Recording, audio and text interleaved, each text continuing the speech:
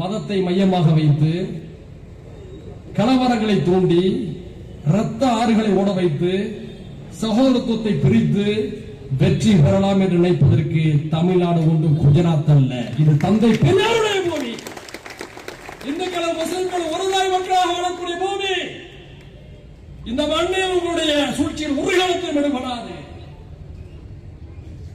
மக்கள் இங்கு அமைதியாக முருகனை வழங்கிக் கொண்டிருக்கிறார்கள். பழனிக்கு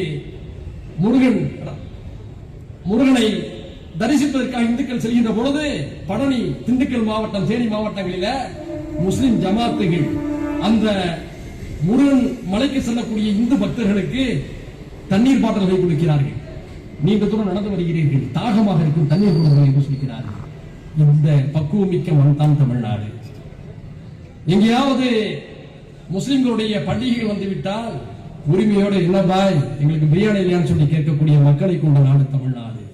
இந்த மண்ணை நீங்கள் ஒரு காலத்திலும் சேதப்படுத்தி விட முடியாது, நாசப்படுத்தி விட முடியாது. இந்த மண்ணிலே இந்துக்களும் முஸ்லிம்களும் ஒற்றுமையாக இருக்கிறோம்.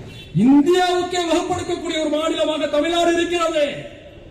மொத்த இந்தியர்களுக்கு வகுப்படுத்தக்கூடியவர்களாக தமிழர்கள் இருக்கிறார்கள். அந்த சகோதரத்துவத்தின் காரணமாகத்தான் தமிழ்நாட்டிலே அமைதி பூத்து குலுங்கி கொண்டிருக்கிறது. எனவே தான் அரசியல் ரீதியாக பாரதிய ஜனதா கட்சியை நீங்கள் வெற்றி பெற செய்ய முடியவில்லை என்ற காரணத்திற்காக தவறான பாதையை, ஆன்மீகத்தை கையெடுத்திருக்கிறீர்கள். இந்த நாட்டில் இருக்கக்கூடிய, இந்த மண்ணில் இருக்கக்கூடிய மக்கள் ஆன்மீக ரீதியாக இந்துக்களாக இருப்பார்கள். ஆனால் வாழ்க்கையில், பழக்க வழக்கங்களில் தமிழர்கள் என்ற ஒற்றுமையோடு எல்லா மக்களும் இணைந்து வாழ்கிறார்கள். அந்த மக்களோடு சிறுபான்மை முஸ்லிம்களும் கிறிஸ்தவர்களும் இணைந்து வாழ்கிறார்கள். இந்த உறவை ஒரு காலத்திலும் பால்படுத்திவிட முடியாது.